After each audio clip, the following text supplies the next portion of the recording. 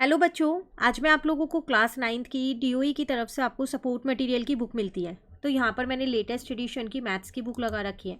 ये session 2024 to 25 की है और इंग्लिश और हिंदी दोनों ही मीडियम में मैंने ये बुक यहाँ पर लगा रखी है। देखिए, इसमें हमने अपना chapter number 6 lines and angles start कर रखा है, जिसे हम हिंदी में रेखाएं और कोण बोलते हैं।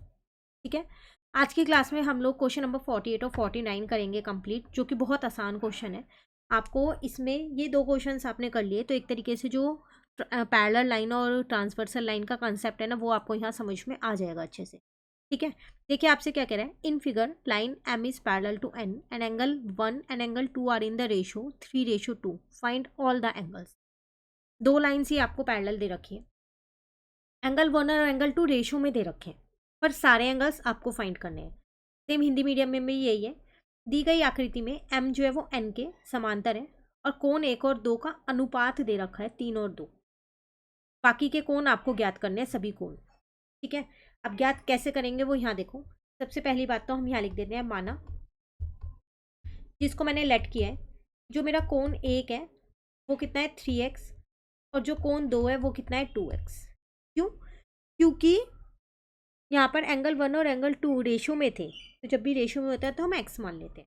ठीक है, अब आपको पता है एंगल 1 प्लस एंगल 2 जो है ये 180 डिग्री होंगे।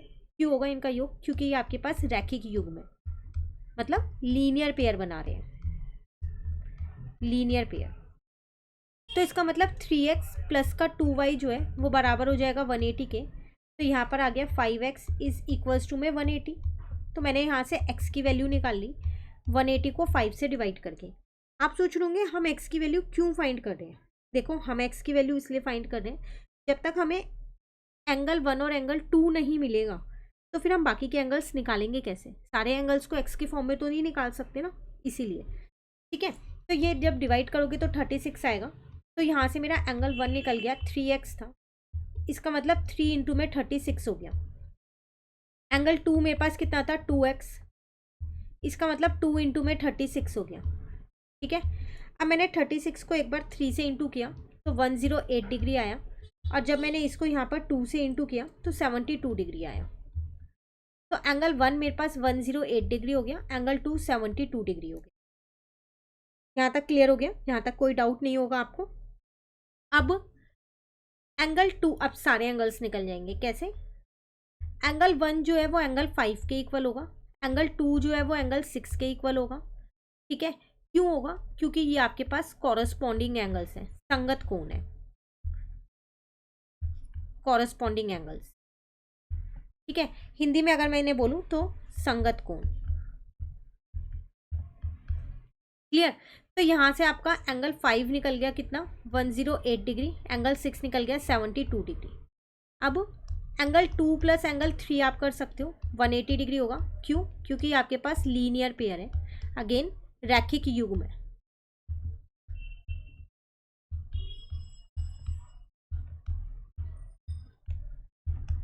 ठीक है, तो एंगल 272 डिग्री है, प्लस का एंगल 3 ऐसे ही छोड़ दिया मैंने, तो यहाँ से मेरा एंगल 3 निकल के आ गया कितना 108 डिग्री।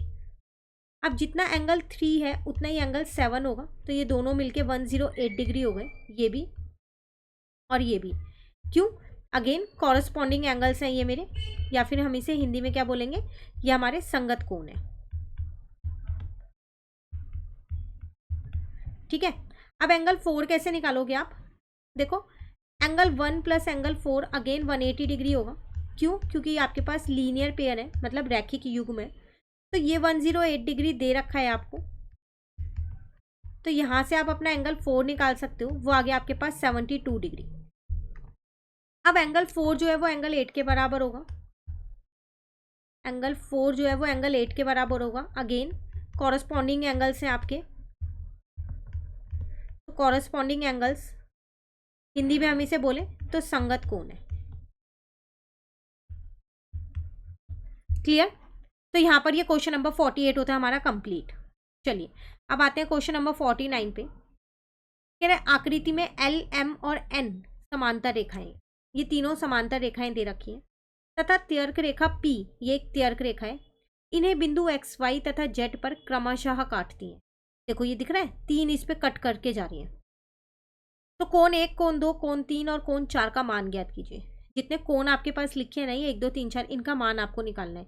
वही जो ऊपर वाली प्रॉपर्टीज लगाई हैं वही होंगी। एक बार इंग्लिश मीडियम में भी रीड कर लेते हैं। कह रहा है in figure L, M and N are parallel lines intersected by transversal at x, y and z respectively. Find angle 1 2 3 4। तीनों लाइंस पैरेलल है, ठीक है, तो आपको एंगल 1 2 3 4 निकालना है। तो अब आप इसे आसानी से निकाल सकते हो। सबसे पहले अपना एंगल 4 निकाल लो।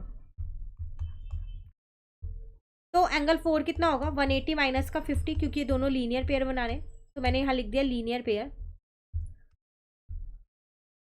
और हिंदी में इसको लिख दिया रैखिक युग्म।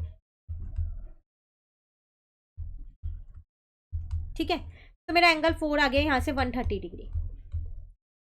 अब जितना एंगल 4 है उतना ही एंगल 1 है और उतना ही एंगल 2 है। तीनों एंगल्स बराबर हैं। क्यों? क्योंकि ये मेरे कॉरस्पॉन्डिंग एंगल्स हैं, मतलब मेरी संगत कोण है ये।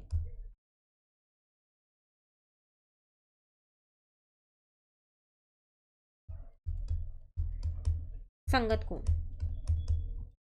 तो 3 एंगल्स निकल गए, सिर्फ एंगल 3 रह गया। अब एंगल 2 प्लस एंगल 3 जो है अगेन 180 डिग्री हो जाएगा। क्यों? क्योंकि अगेन ये लीनियर पेयर है। तो एंगल 2 मैंने यहाँ से निकाल लिया है 130 डिग्री। तो यहाँ से मेरा एंगल 3 निकल के आ गया, कितना आ गया 50 डिग्री। 180 में से मैंने 130 को माइनस कर दिया, तो ये मेरे पास आ गया 50 डिग्री। क्लियर? तो ये सारे एंगल इस तरीके से निकल गए। कंप्लीट। तो आज हमने 2 क्वेश्चंस कंप्लीट कर लिए, 48 49। अब मिलते हैं नेक्स्ट क्लास में। 1 या 2 क्वेश्चन ही रह गए हैं, शायद 51 तक ही है, हाँ 2 ही रह गए हैं। नेक्स्ट क्लास में चैप्टर कंप्लीट हो जाएगा। इसके बाद कौन सा स्टार्ट करना है जल्दी से कमेंट करके बता दो। Thank you.